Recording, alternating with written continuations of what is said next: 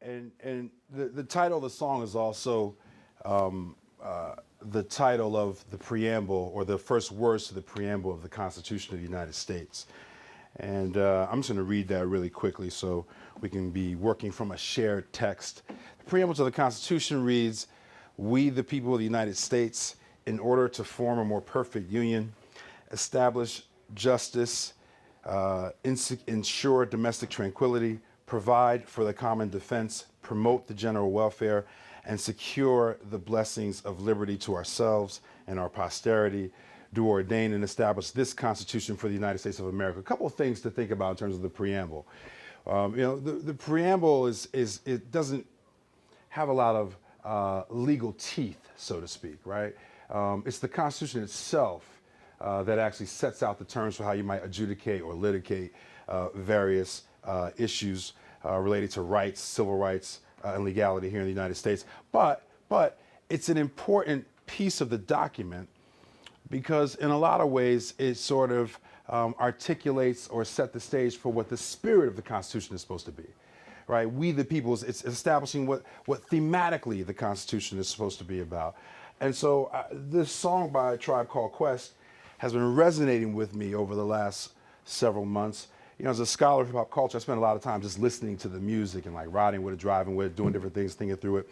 And this song has been resonating with me because I've been thinking about this preamble and also trying to think a little bit about who the we is in the preamble versus who the we is in We the People, the song, and thinking about how that conceptualization of in-group, out-group radiates throughout hip-hop culture. You know, hip-hop culture historically has been a lot about inside group dynamics and distinguishing the we from the you. And so trying to think about this song in the context of the preamble to the Constitution is what is pushing some of my ruminations and some of my thinking around some of the examples I want to share with you today. Excuse me. But I'm also sort of trying to think about this across a few things. Anybody familiar with the recent artwork done by Shepard Fairey for the Women's March, which took place the day after the inauguration? Did you guys see these posters? When you get a chance, you should Google them and take a look at them. The title of that series was called We the People. And it's like one image of a young African-American girl, one image of a woman of color in a hijab, right? And I don't remember what the third image was, but it's called We the People because it's trying to like visualize an expansive sense of who's included in the we when we think about We the People for the preamble to the Constitution.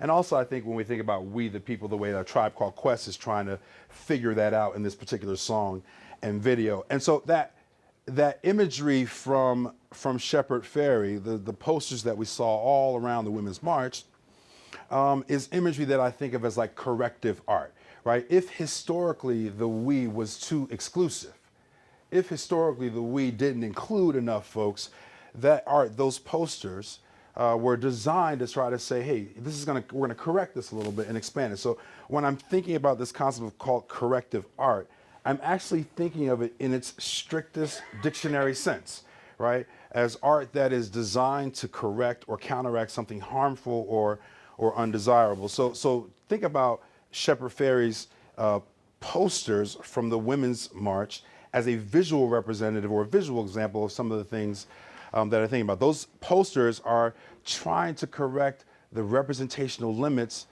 with respect to who's the we and We the People, right? Trying to make a case for how that might be more expansive. And like always, the way my mind works is, you know, when I start to sort of define and discern these concepts and think through them, I go straight to hip hop culture. Like for me, someone who grew up in Newark, New Jersey, and kind of like grew up on hip hop, it's kind of become like a Rorschach test for the society that we live in, right? You guys probably listen to hip hop and you're like partying and drinking and having a good time. I'm listening to it and I'm thinking about how does it reflect or engage the world that we live in. And so the we and We the People in the preamble to the Constitution, in the song from A Tribe Called Quest, in the visual imagery in the posters created by Shepard Fairey and the Women's March are all sort of examples, I think, that are pushing me to think a little bit more about who is the we when we think about this concept at the formative moment of this great nation of ours. So my first example for us to think about here is an example from classic battle rap. Now this is this battle took place when you guys were a little bit young, but because the artists are so popular, you'll probably know what I'm talking about. And this goes back to I think it's what year is the Blueprint released? The first Blueprint that Jay-Z did. Is it 2001? Yes, we got a hip hop historian, but it's 2001, right? How old were you guys? 2001? 2, 1? You're close. All right. Well. So for those of you who weren't yet like really listening to popular music, the moment where Jay-Z and Nas enter into this epic beef is a huge moment in hip hop culture.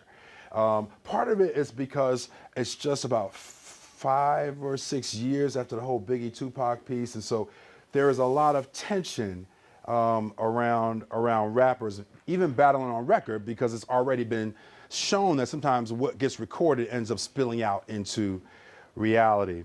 And so at the sort of beginning of this legendary beef on record, there are some things that preceded in reality that we could gossip about in the Q&A if you want to.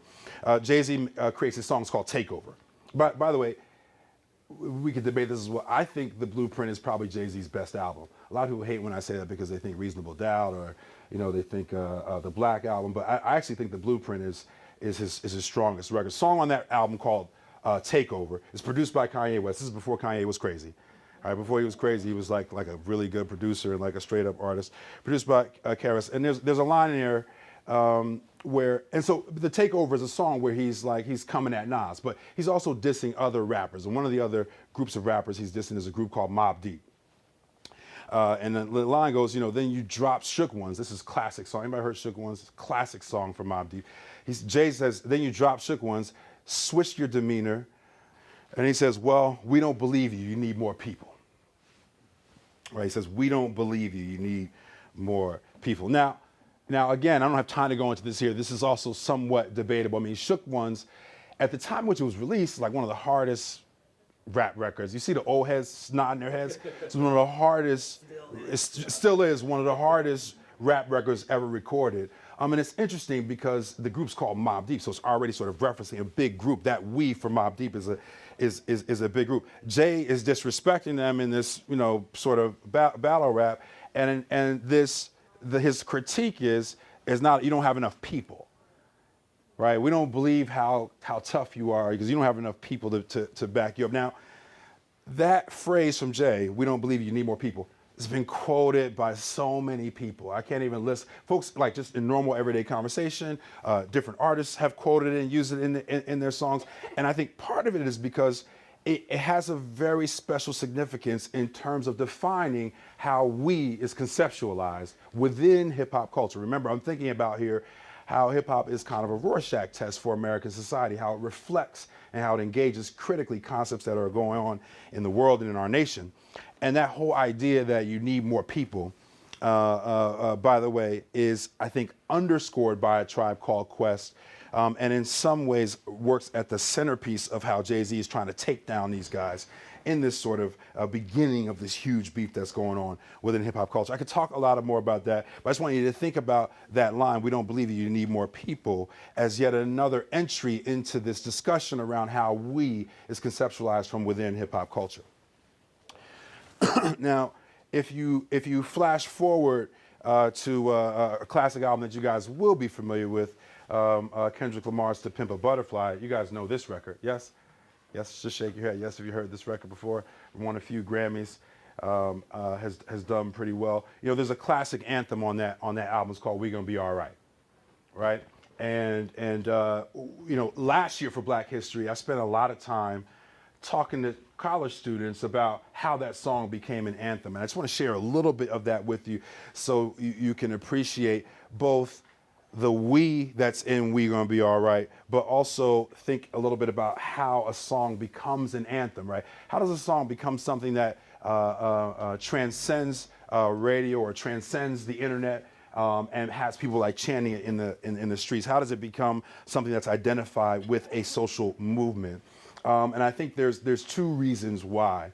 One of them is because Kendrick Lamar really does great work in identifying who the we is that he's talking about in the album. But another piece of it, which I'll circle back to a little bit when I wrap this talk up, is that he also is paying attention to different iterations of like black expressive culture. So in the beginning of that song, he says, all's my life I has to fight.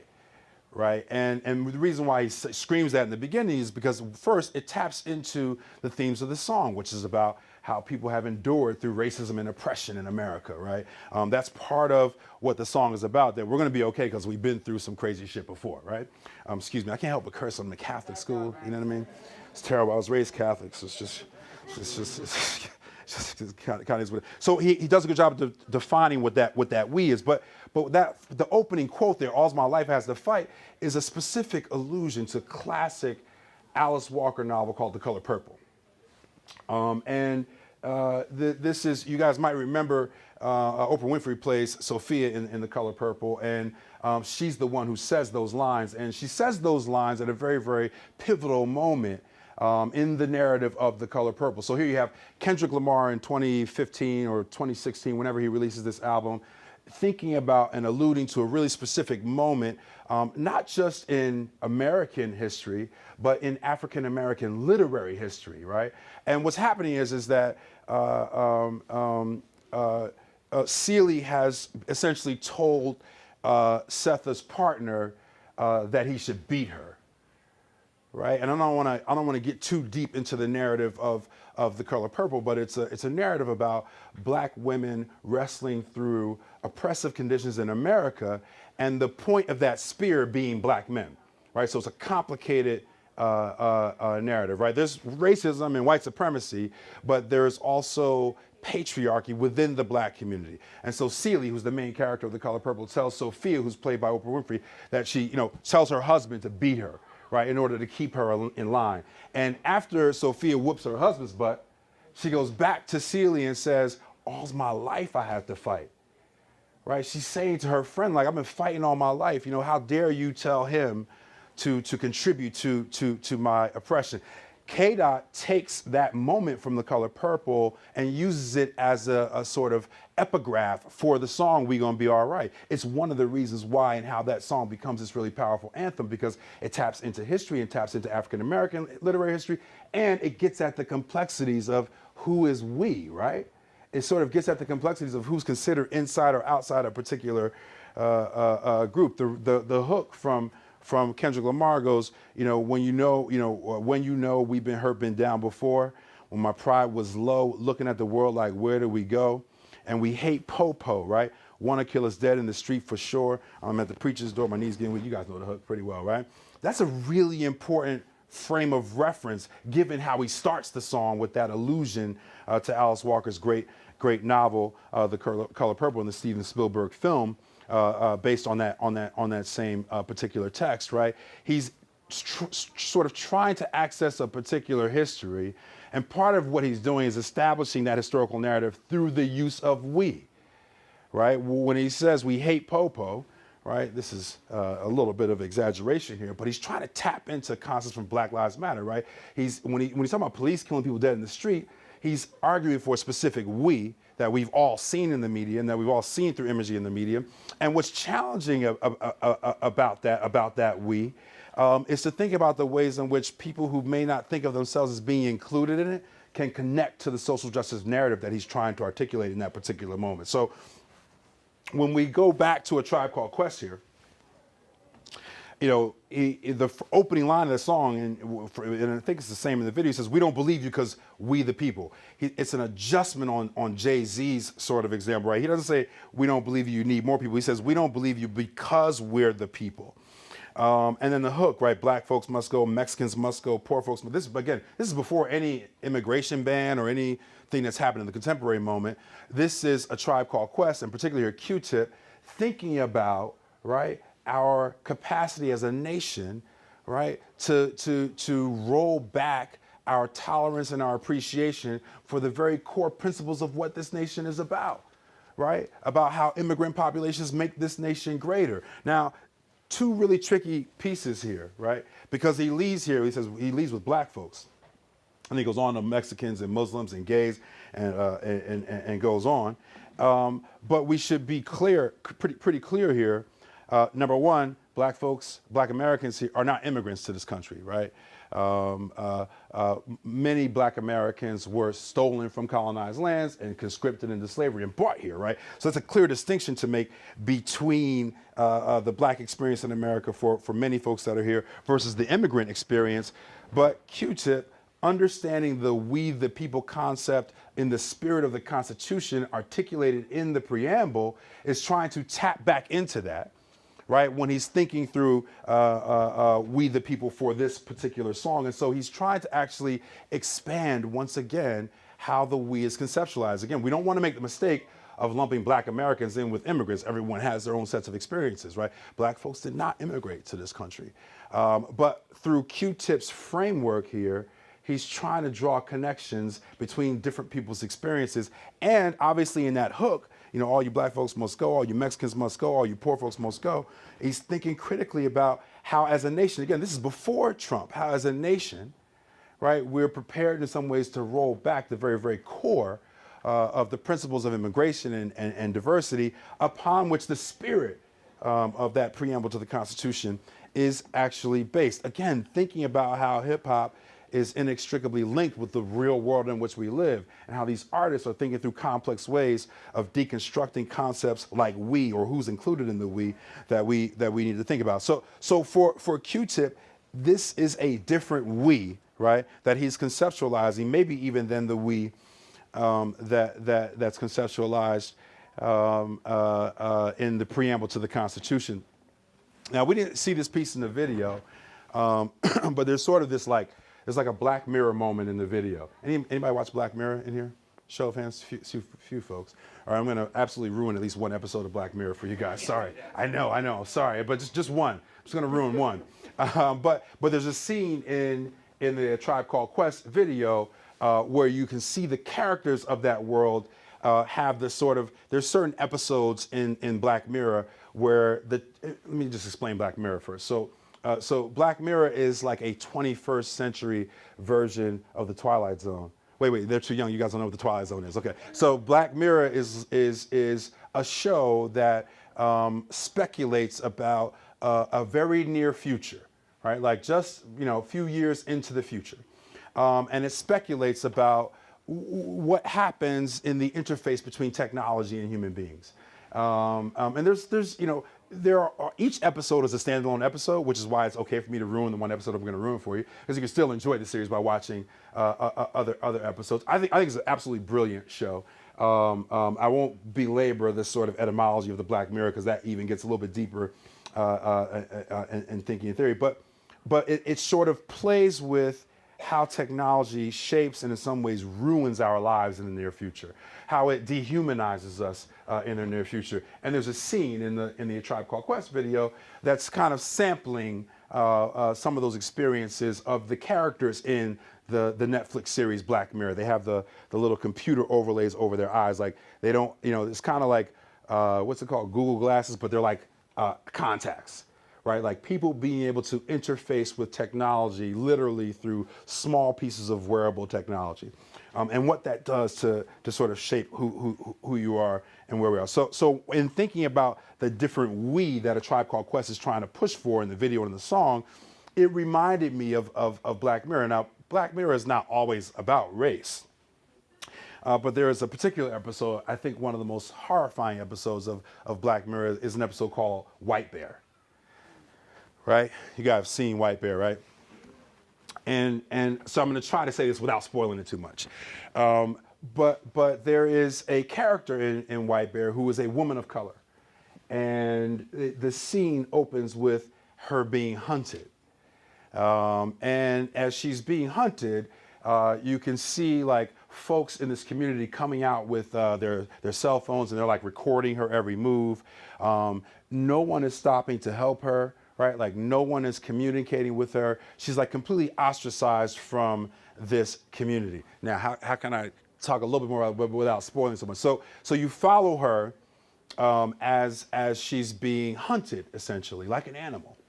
And I think for the most part, when you watch this episode, you don't necessarily think so much about race, right?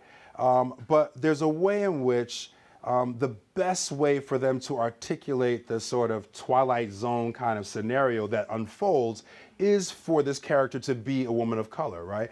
And again, okay, I can do it without spoiling it. The way that the episode concludes, the way that you come to understand who the we are, right? So for every episode of Black Mirror, there's always kind of an opportunity for you as an audience member watching the series to identify with the people in the community of the story world as they watch or surveil or engage in whatever the crazy, horrific technology is that they're experiencing. It's the same piece for the White Bear episode of Black Mirror, that you become a part of the we that's watching this woman being hunted throughout the episode. And the way that it concludes is such an extraordinary indictment of how we think about human life. And how we think about the ways in which technology allows us to capture violence on film, that you come away from that feeling as if the we in that has been indicted.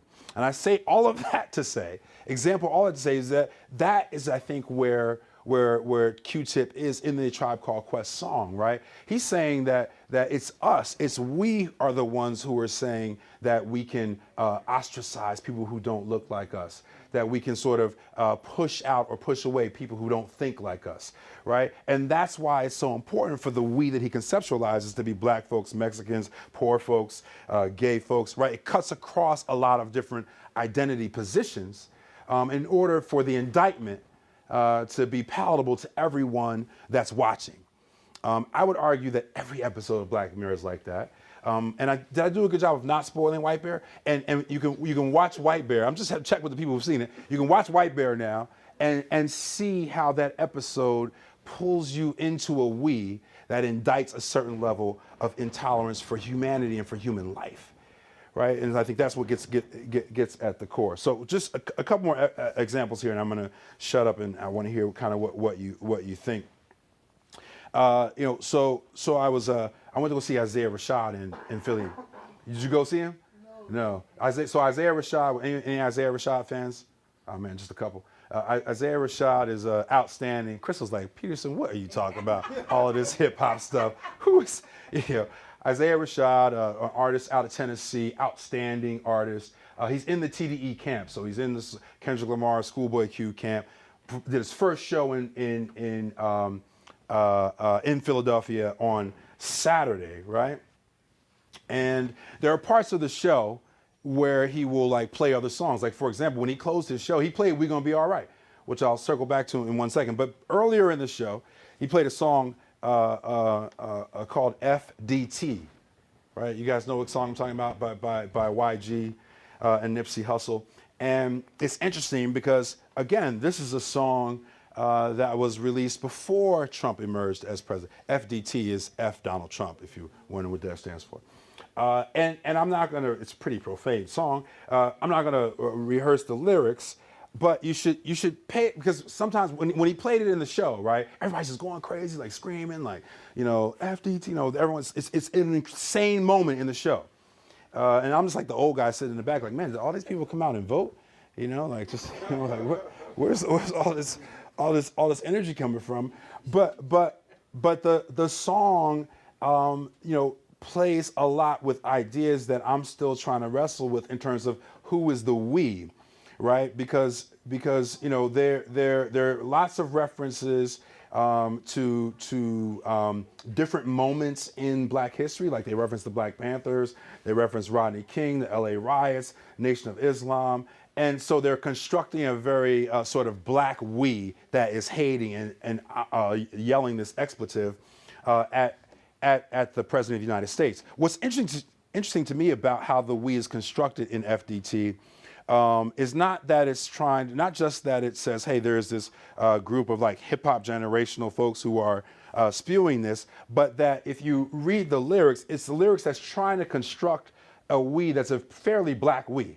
But if you go to the Isaiah Rashad show in Philadelphia, the people who are screaming FDT are almost all white, right? And so there's a breakdown of how the we is constructed that sort of moves more towards an expansive sense that I think is really, really important to thinking through the concept of we the people as it sort of changes and evolves, the folks who try to engage it or correct it or expand it in certain ways, and how we sort of come back to thinking more critically about who exactly is included in the conceptualization of we the people. So last example here, and then we'll open this up. This week I'm teaching a course called Black Liberation Narratives right now, and this week we're reading a book called The Underground Railroad, written by Colson Whitehead. Anybody read this book, familiar with it, heard of it? Oh, it's the Oprah Winfrey book club book, so everybody's probably heard of it. And I'm not going to spoil it, all right? This is, but I just want to give you a quote from one of the characters in the Underground Railroad. Now, there are two kind of cool things to understand about what happens when someone in the 21st century writes a text about a social movement, an activist movement that took place in the 19th century, which is he can signify and engage history in a way that can be updated and thought about in contemporary moments. Maybe in the Q&A I'll tell you a really funny joke about the central metaphor of the Underground Railroad text. But so this is a historical fiction, right? Which means that there are places and characters and elements of the narrative that are based on history. And Lander, this is not spoiling the text at all to tell you this, Lander as a character is based on someone by the name of David Walker, who was a historical figure who wrote The Appeal. And David Walker's Appeal was this classic text that was circulated via pamphlet and hand-to-hand throughout the abolitionist movement during the era of slavery in the United States, that essentially called for, actually it argued through Christian allusion and biblical reference that black folks should take up arms and violently achieve their liberation. This character in Colson Whitehead's The Underground Railroad, his name is Lander, is based off of David Walker in our actual history. And I want us to think a little bit about how he constructs the concept of we, which is why I'm going to read this quote, and then we'll sort of wrap up very quickly and open up for Q&A. And this is a speech. Can I say this is a speech that he's giving to a large group of some free blacks and some fugitives, some runaways, right? This is a speech that he's giving. And he says here, I'll pick him up in the middle of the speech. He says, the word we, and by the way, throughout this passage, we is italicized, right, for emphasis, right? The word we, in some ways, the only thing we have in common is the color of our skin. Our ancestors came from all over the African continent. They had different ways of subsistence, different customs, spoke 100 different languages. And that great mixture was brought to America in the holds of slave ships to the north, the south. Their sons and daughters picked tobacco, cultivated cotton, worked on the largest estates and smallest farms. We are craftsmen and midwives, preachers and peddlers. Black hands built the White House, the seat of our nation's government. The word we. We are not one people, but many different people. How can one person speak for this great, beautiful race, which is not one race, but many, with a million desires and hopes and wishes for ourselves and our children? For we are Africans in America, something new in the history of the world, without models for what we will become. Right? That's a very complicated definition of the we, right? And it's the one I wanted to end on because to me it's the one that tries to capture some of the complexities I'm thinking through when we think about we the people of the United States in the preamble to the Constitution, or the image series titled We the People from Shepard Fairey. When we think about how we is sort of played around with and constructed throughout all these different hip hop examples, the ways in which popular cultural texts like Black Mirror make us feel the inside outside dynamic, the we versus us.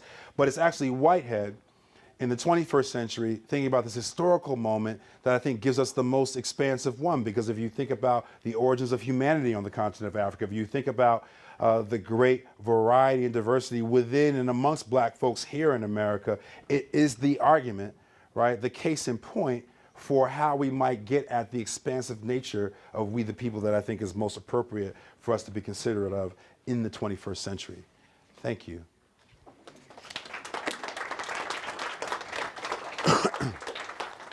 Now, I know I have some time for Q&A. Yeah. It was just as you're thinking about your questions, I have some CDs, some books. I will sign a couple of things, sell a couple of things back there afterwards. But first, questions or comments about we the people? Yes, sir.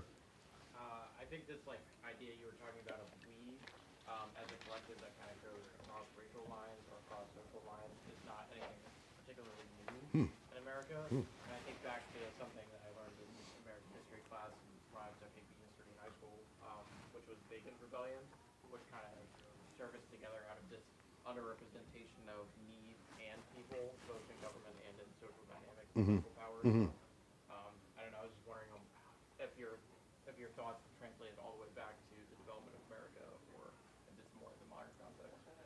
Well, I'm going to respectfully disagree with you that the way that we has been conceptualized throughout the total history of America has been expansive. In fact, there's quite a bit of evidence to suggest that the we, the people, in the constitutional preamble is just about white male landowners, right?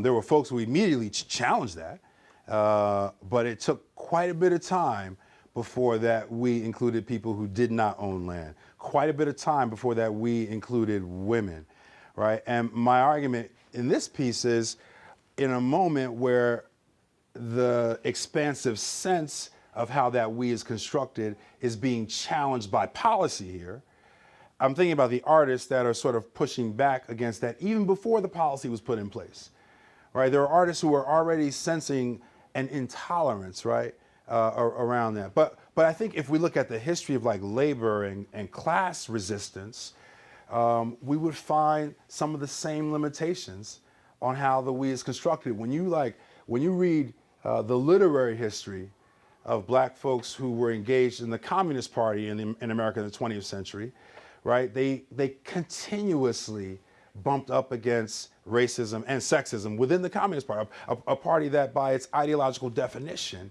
was supposed to include all workers, right? How ironic is it that folks who literally built this nation with free labor were ostracized by the political party that was supposed to be more inclusive than capitalist system. So I would just respectfully disagree with the idea that throughout history, the expansive sense of we has been practiced. It might have been rhetorically talked about, right? But I'm thinking about it in practice.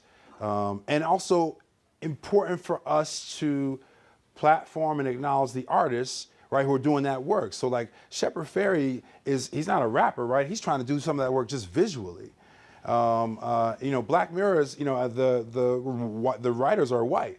And the show is British. Most of the actors and actresses are Brits. There's more American actors and actresses getting into it now because it's become a lot more popular. But if you look at the first couple seasons, it's almost all British actors.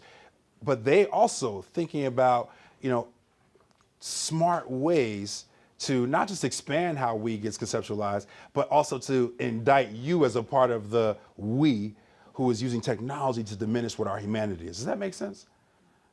Right? Does that make sense? Excellent question, though. Yes, ma'am. For the we that Kendrick Lamar was talking about, Yeah.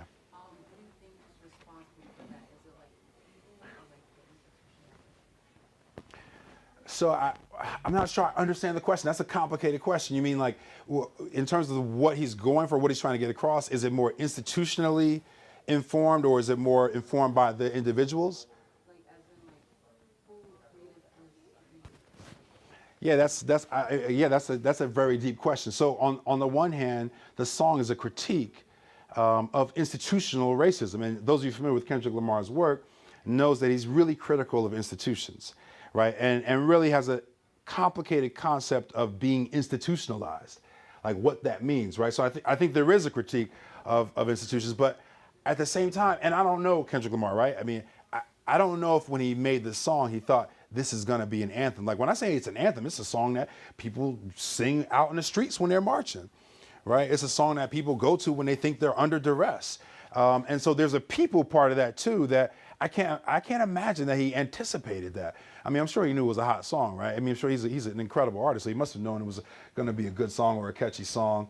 But I don't know if he could have known that, like, at the first conference for the movement of Black Lives, when the police detained this 13-year-old boy, people in the streets singing that song as they argue for and press for that young boy's release. How could he have anticipated that? So I think it's both, right? I think there are institutional forces that make him think critically about who the we is and we gonna be all right, right?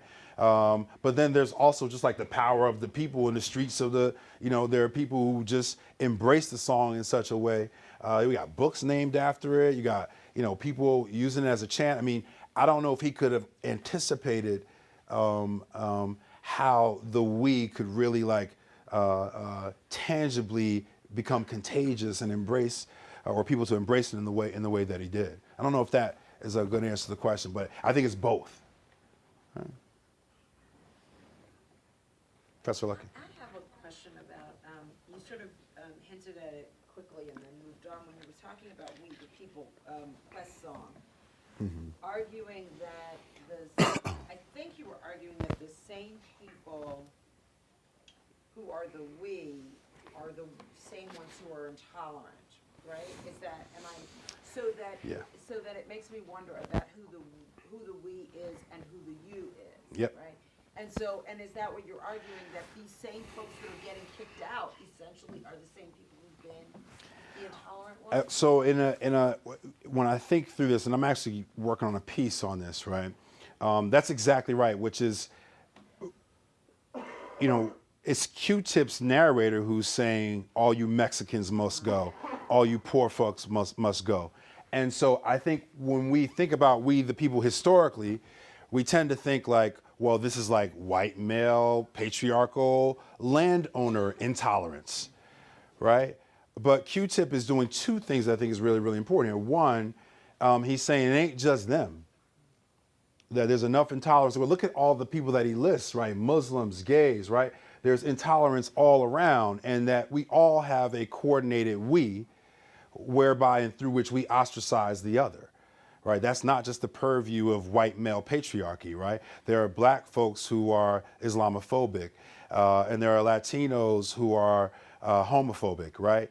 And so the song is about how that kind of intolerance is enmeshed in the conceptualization of we the people. Now, maybe you could argue historically that because of the way that we the people was established, and in the intolerant environment in which it was established, that it's difficult for other folks not to follow suit. That's kind of like the American way. But my sense is that Tip wants all those complications in there. So this is not a finger point. That's why I had to use the Black Mirror example as well, because this is not a finger pointing critique of how we the people is conceptualized. This is a self-reflexive critique of how we the people, like what are our intolerances, right? That maybe they're exacerbated or led to a certain extreme in the political realm in this contemporary moment. But it's a time for everybody to check themselves on how that works. And I think Q-Tip is fully with us. So Q-Tip is Muslim himself. He's been accused of being sexist and homophobic, right? So I mean, there's even quite a bit of sexism in the song itself, right? So I think he's challenging himself and challenging all of it. He's challenging we the people in its most expansive sense to think about how we conceptualize we the people that is intolerant or ostracizes or isolates or distinguishes who we are from others. It seems also to speak directly, I mean, to sort of how we are, where we are at this political moment where so many people won't even admit who they voted for, right? I mean, everybody sort of stands around in this shroud of mystery. I mean, it speaks directly to that kind of intolerance that everybody's sort of hiding under this cloak of, Yeah, I mean, you have a lot of folks who believe that the entire sphere of identity politics has collapsed, right? And it's interesting because it requires identity politics in order to make that argument, right? That argument requires a certain kind of solidarity and a certain kind of identity politics. And I don't think that's it at all. My sense is that we're in a charged moment in America's political history. And it is a moment where people are taking sides, and folks my age should really be apologizing to folks your age for letting the political discourse debilitate to the extent that it has. Like, it's a shame. And you know, my hope is that you guys will recover it a little bit and make it more constructive and make it smarter. You know, our political discourse is asinine right now. And a lot of folks are responding to that and looking for things to blame. And so many folks blame the discourses around identity politics. If you look closely, there's a lot of blame to go around, but I wouldn't set it at the feet of people identifying who they are. Right? Again, it gets back to the core principles of this nation.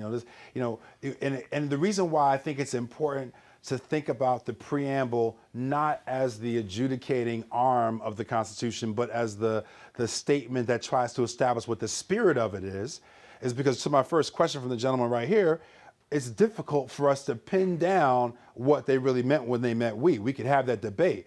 But the spirit of it is an expansive one. The spirit of it is that we're a nation of immigrants, right? And that has been pretty clear over the course of the long haul of it. And so it would be strange if a country that identifies itself as the melting pot, as a nation of immigrants, is somehow now trying to recede the expansive nature of the we and we the people. And I'm just trying to point out, I'm a pop culture scholar, so I'm trying to think about the artists and the filmmakers and the visual artists who are using their art to try to penetrate that recession of the expansive nature of what the we the people is. Again, my friend and I could probably debate all day about what they meant in the beginning. My argument is it could be both of those things, but the reality is the spirit of it in the preamble, I think, is expansive. Yes, sir.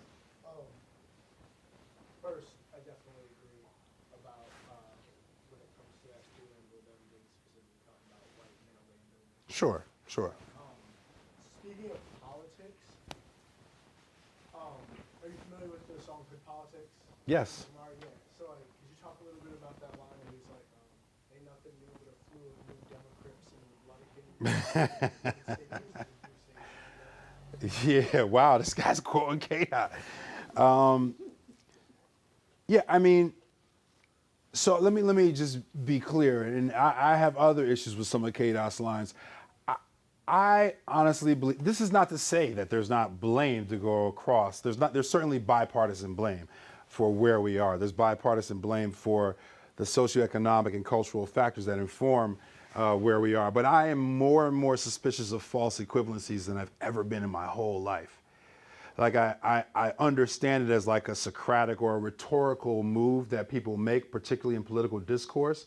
But I also think that false equivalencies have contributed greatly to how our political discourse has diminished. You know, a lot of people wanted to talk about emails and email servers, but you know, I don't hear anybody talking about private emails used by this administration. A lot of folks want to talk about foundations. I don't hear enough people talking about the closing down of this president's foundation, right? So I think false equivalencies have led us to a space where it's difficult for us to really have objective and smart discussions. Now, what KDOT is doing there is something that is more than that, which is, I do think is accurate, which is he's associating American political parties with the gangs that have been produced in our neoliberal state. And that move to me is more important than the equivalence he's trying to draw between Democrats and Republicans, right? And, you know, what he's doing is he looks at history and he sees, and you guys can do this yourselves, he sees how some of the core principles historically of the Democratic Party versus the Republican Party have switched, right? He looks over his lifetime and has seen the Democratic Party's politics drift to the right. And so he's arguing for the fluidity and in some ways undermining the conceptualization of how political parties operate. But I don't want to draw a false equivalence to those two. It's more important to me that he associates American political parties with gangs, right? Because if you look closely at the history of those gangs, you know, especially the Bloods, right? You can argue the same thing for the Crips as well. They do start off as being much more political, right? They're a response to socioeconomic conditions in post-industrial America, and they have a political origin. Now they become infiltrated with all sorts of things, drug money, underground economies, guns, right? That change how they think and how they conceptualize themselves. And certainly you wouldn't think of Bloods and Crips in the 21st century as being political. But if you look back at their origins, There's a great documentary film on the Bloods. It's called Bastards of the Party. You've seen it before, right? It gives you the history right there. And so that, remember, K-Dot got into a lot of trouble because he gave an interview in like Vogue or Vanity Fair talking about black people respecting themselves, right? And it was in the context of talking about Michael Brown. And he's like, if black folks respected their own life, then we can talk to the police about respecting black life. A lot of people gave him a lot of backlash. They look just like that, Professor Lucky. They gave him the side eye, right? It's not that he's wrong there or here in this formulation you're talking about with the politics. It's that sometimes he's trying to have a conversation through his lyrics or sometimes in interviews with literally like his homies in Compton, right?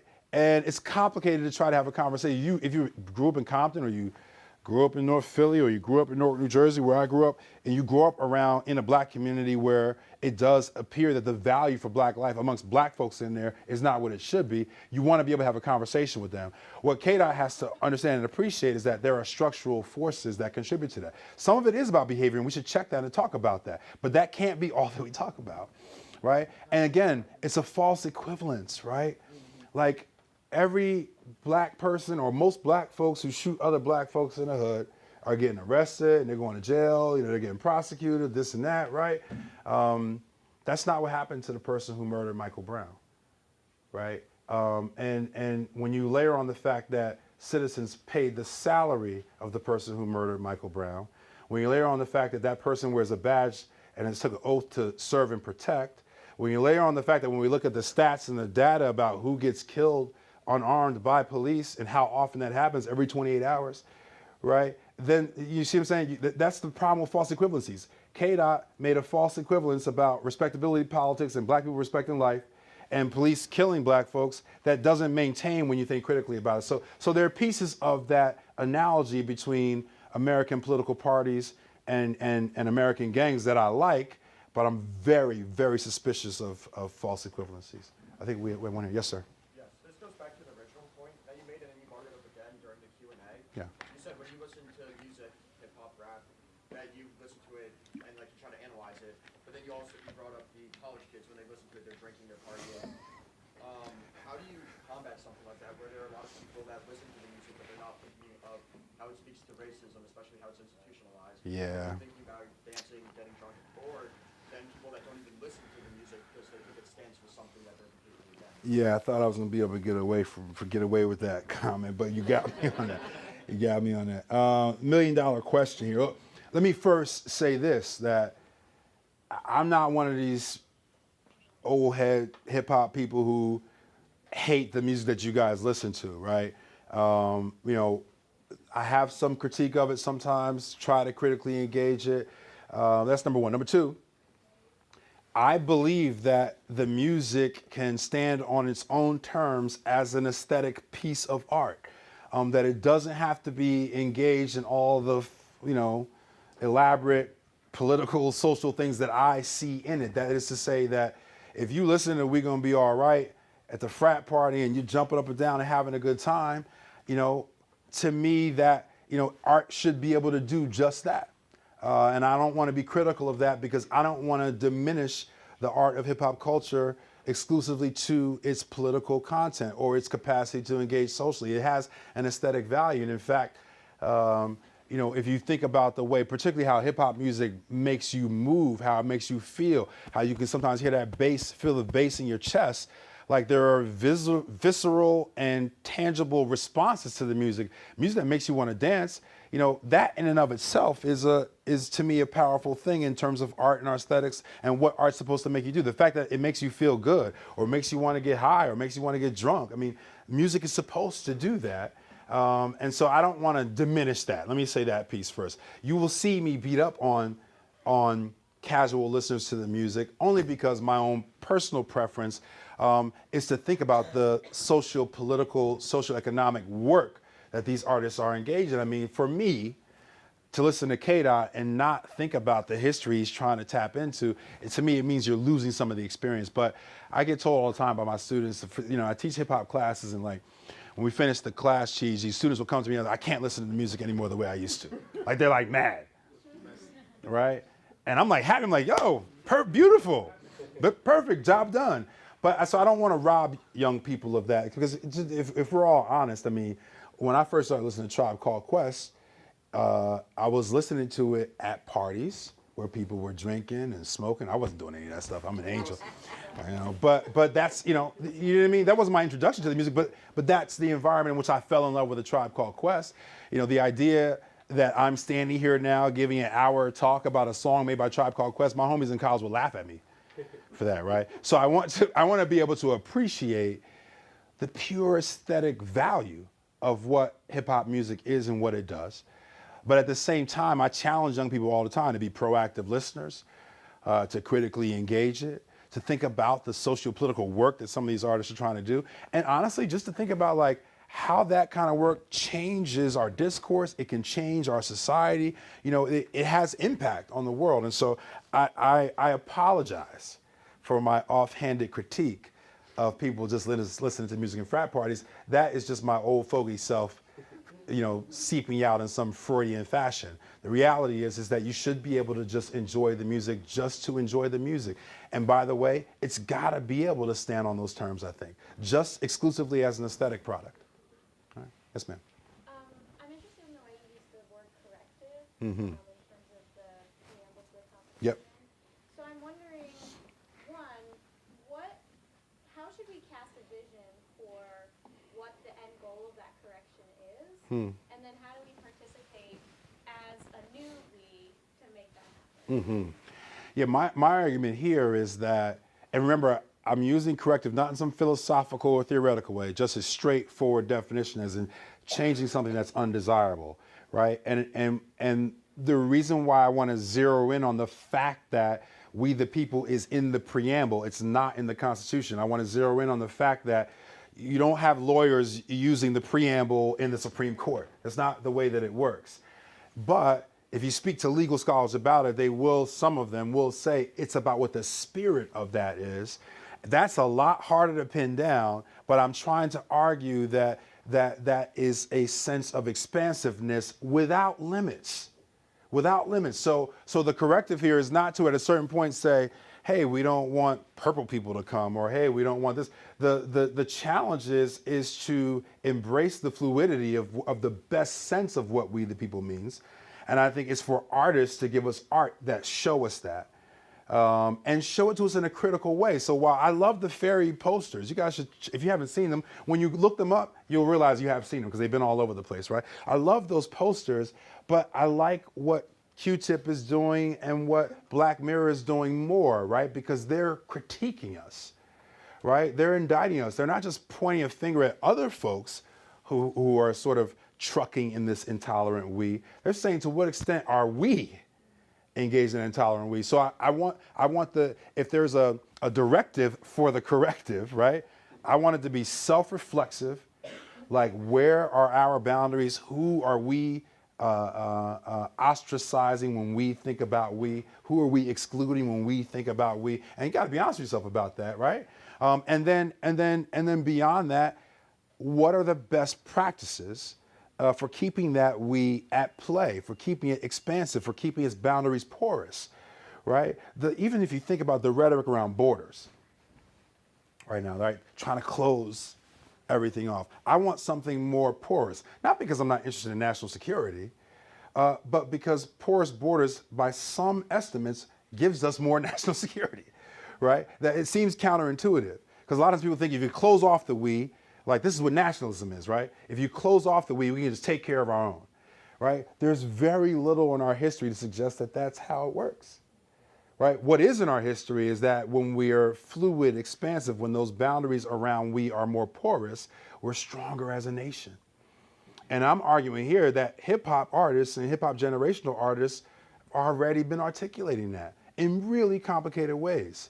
And so for me, that's, you know, where the work is. But what's not well pronounced here is that there is a self-reflexive moment to think about. That's where Professor Lucky teased that out for me, which is Q-Tip is talking about when we say we, right? As in when you say we, who's not included in that we?